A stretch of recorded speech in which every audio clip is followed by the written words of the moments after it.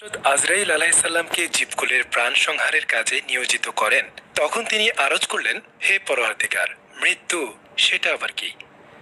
আল্লাহ পাক তখন মৃত্যুকে শত আবরণ থেকে উন্মুক্ত হতে এবং ফেরেশতা কুলকে মৃত্যুর দিকে তাকাতে বললেন।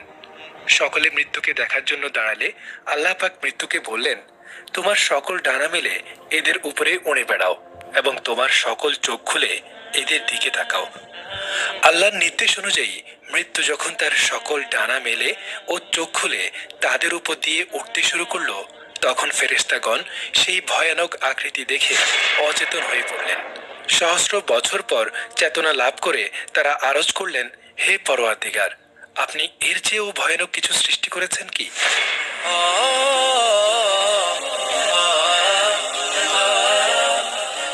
আল্লাহ তাআলা মৃত্যু সৃষ্টি করে শত আবরণের ভেতর অদৃশ্য করে রাখেন। নভমণ্ডল ও ভূমণ্ডল অপেক্ষা বিশালাকার করে তার আকৃতি গঠন করেন, যা ৭০টি জিনজির দিয়ে আবদ্ধ করে রাখেন। প্রতিটি শৃঙ্খল প্রায় সহস্র বছরের রাস্তার সমপরিমাণ দীর্ঘ। ফেরেশতাগণ পাশ দিয়ে বিভিন্ন সময়ে চলাচল করলেও তার অস্তিত্ব সম্বন্ধে অজ্ঞাত ছিল। তবে তারা চতুর্দিক থেকে তার বিকট ও বিভীষিকাময় চিৎকার শুনতে পেতেন। মৃত্যু নিয়ে আল্লাহ তাআলা বলেন, এটা আমারই সৃষ্টি, স্বয়ং আমি এর চেয়েও সুমহান গৌরবান্বিত। প্রতিটি প্রাণীকেই মৃত্যুর স্বাদ গ্রহণ করতে হবে। অনন্তর আল্লাহ পাক হযরত আজরাইল আলাইহিসসালামকে বললেন, প্রাণীকুলের প্রাণ সংহার করার জন্য তোমাকে নিয়োজিত করলাম। হযরত আজরাইল আলাইহিসসালাম আরজ করলেন, হে প্রভু, এ তো আমার পক্ষে অসম্ভব ব্যাপার, কারণ মৃত্যু আমার চেয়েও অধিক শক্তিশালী।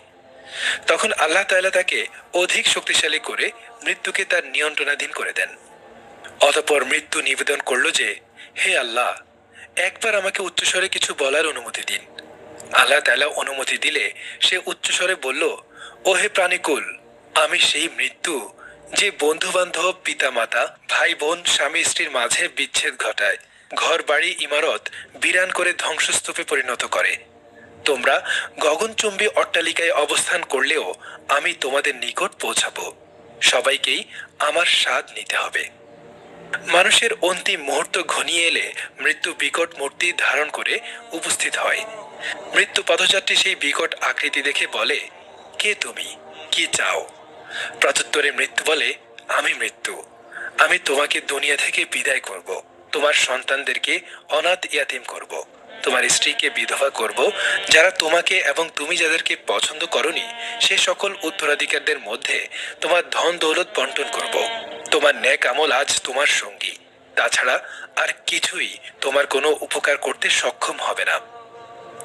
এই কথা শুনে সে ব্যক্তি অন্যদিকে মুখ ফিরিয়ে নেবে, কিন্তু সেদিকেও মৃত্যুকেই দেখতে পাবে। তা দেখে মৃত্যু বলবে, ওহে, তুমি কি ভুলে গেছ, আমি মৃত্যু, যে তোমার সামনে থেকে তোমার পিতামাতাকে কেড়ে নিয়েছি। তুমি তাদেরকে কোনোভাবেই ধরে রাখতে পারোনি। পুনরায় আজ আমি তোমার রূহ তোমার সন্তানদের সামনে থেকে ছিনিয়ে নেব।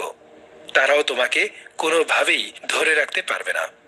অত্যন্ত শক্তিশালী জাতিও আমার হাতে ধ্বংসপ্রাপ্ত হয়েছে।